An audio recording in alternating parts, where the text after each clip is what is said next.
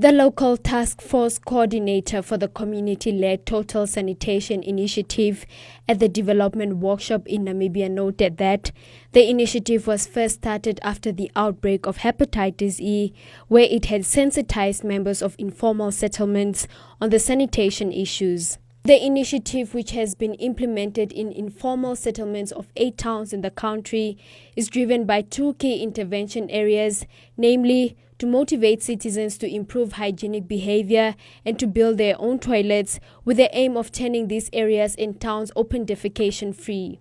The result was that people practices open defecation in informal settlements, whereby people help themselves in riverbed, in plastics, in baskets. They throw everywhere where they can maybe be able to see.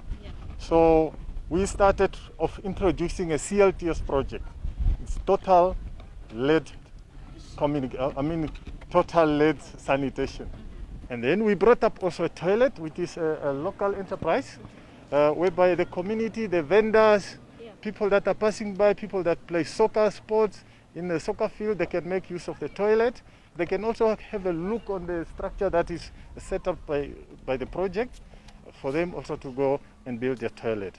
And it's working. They just pay a certain fee, $2 per person. And this money is the money that we are giving to the guy that is taking care of the toilet. And we also have riverbeds and waste islands, whereby people they've identified certain spots where they are dumping their waste. And we keep on pushing, we keep on emphasizing on people to stop that practice. You know, when they are practicing this open defecation, flies goes to the feces and then comes to the food. This is where hepatitis is coming from. And also on top of that, the kids runs around, they play around, they go mess up with these feces. And also dogs, they go mess up with this waste that's been disposed everywhere. And then it becomes dangerous to our environment, and also to our society and to our children especially. And then we also emphasize on hand washing. We were saying people should practice hand washing. They must move from the old practice whereby they wash their hands in one basket. We introduced tippy taps. As you can see the tippy tap there. People should wash their hands with running water and making sure that there's a soak with pit also in their houses when they're bathing. Water does not go in the street. Water goes in the soak with pit. It sinks, it does not run. The National Program Coordinator for Sanitation at the Development Workshop in Namibia notes that the community-led Total Sanitation initiative has been received well by stakeholders, urging government to invest in urban sanitation and promote CLTS locally and regionally. Before we started piloting and implementing all our activities, we first did research. And a book was produced out of that research, so we really have a baseline of what's happening in terms of the informal settlements and sanitation in Namibia. So it's indeed very sad to hear that more than 50% of the people that are living in the informal settlements have no access to proper sanitation.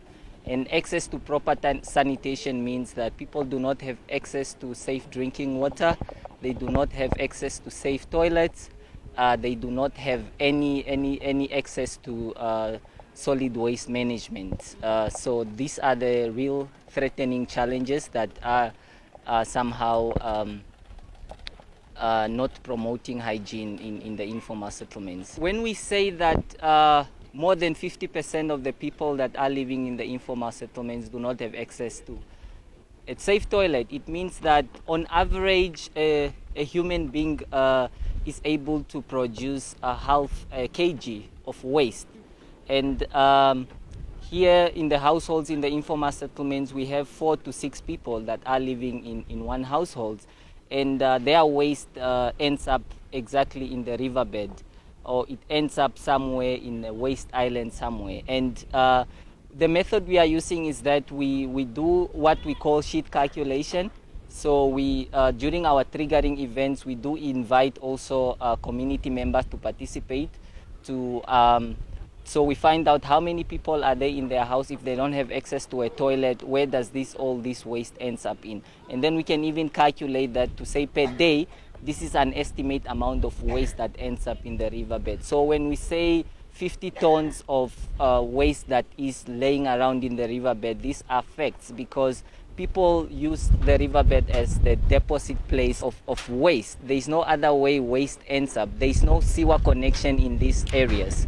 So the community-led total sanitation is a joint project between Development Workshop Namibia, UNICEF, Namibia Chamber of Environment, with active financial support from the European Union, and UNICEF with additional support from B2Gold, GIZ, UNDP, the Japanese Embassy to Namibia, and RMB.